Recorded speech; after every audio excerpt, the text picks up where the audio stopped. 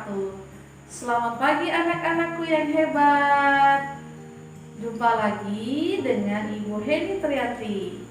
Hari ini kita akan belajar mata pelajaran ilmu pengetahuan alam dengan materi sistem pernapasan pada manusia. Adapun tujuan pembelajaran pada hari ini adalah yang pertama, siswa mampu mendeskripsikan organ-organ pernapasan manusia beserta fungsinya. Yang kedua, siswa mampu menjelaskan bagian cara kerja organ pernapasan manusia. Nah, sebelum menyimak video, siapkan alat tulis kalian untuk mencatat hal-hal penting. Dan jangan lupa buka buku tema kalian, materi sistem pernapasan manusia. Nah, anak-anak, kita akan melanjutkan materi sebelumnya. Materi sebelumnya kita membahas tentang sistem pernapasan pada hewan. Sekarang kita akan melanjutkan materi dengan sistem pernapasan manusia. Anak-anak, apakah kalian tahu apa definisi dari bernafas? Ya, bernafas adalah suatu proses menghirup oksigen atau O2 dan mengeluarkan karbon dioksida atau CO2. Anak-anak, sekarang kita akan membahas tentang organ-organ pernapasan pada manusia. Perhatikan gambar di samping.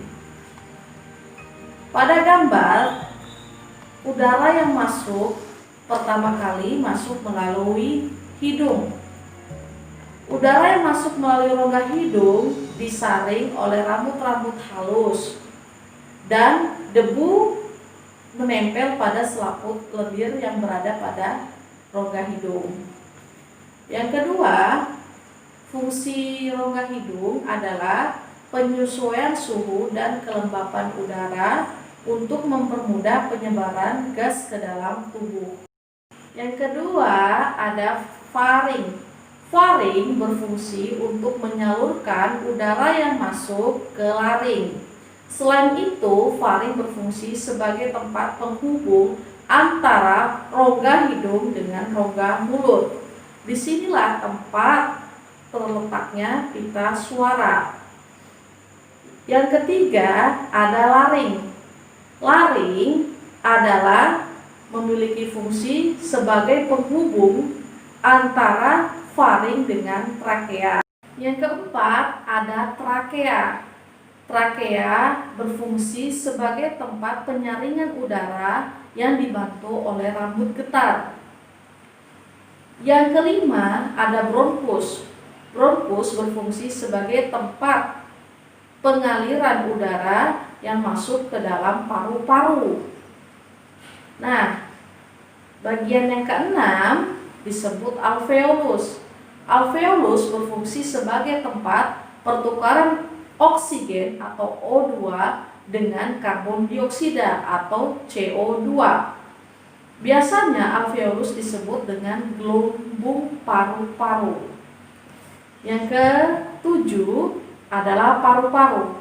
Paru-paru adalah alat utama dari sistem pernapasan manusia. Anak-anak, jika gambar paru-paru diperbesar, maka gambarnya akan seperti ini. Nah, yang pertama itu adalah gambar trakea atau batang tenggorokan.